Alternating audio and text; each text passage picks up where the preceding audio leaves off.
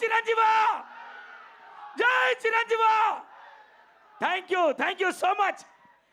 ఇప్పుడు అందరి కళ్ళు నిండుగా ఉన్నాయి, అందరి పండుగలాగా ఉంది. మన శంకర్ వరప్రసాద్ గారు కొరియన్ కనకరాజు గారిని దీవించడానికి మీ అందరి సమేతంగా ఇక్కడికి రావడం జరిగింది. అన్నయ్య, వాళ్ళందరి తరఫున కొరియన్ కనకరాజు టీం అందరి తరఫున వెల్కమ్. అంజనమ్మ కుటుంబంతో నాకున్న అనుబంధం, పెద్దన్న నేను చూసి ఇక్కడికి వచ్చా. నన్ను కమెడియన్గా చేసింది నాగబాబు అన్న, అయితే గద్దలకొండ గణేష్ నుంచి నటుడిగా చేసింది వరుణ్ బాబు అన్న.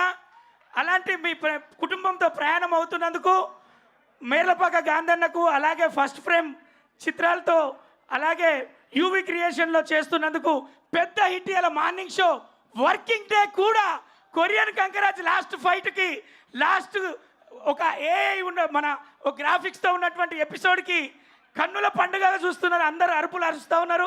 అలాంటి సినిమాలో మాకు అవకాశం ఇచ్చినందుకు చాలా చాలా thank you so much.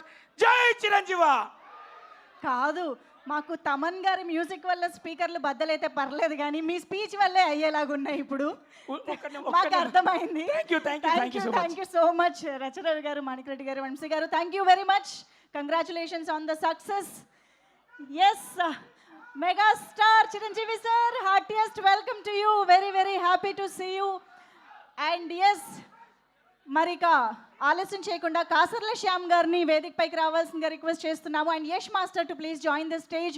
So మ్యూజికల్గా ఈ సినిమా ఎన్ని మంచి పాటలతో మనందరినీ అలరించిందో మనందరికీ తెలుసు. సో రాసా గుమ్మాడి కంసాం మీద పాటలతో ఆయన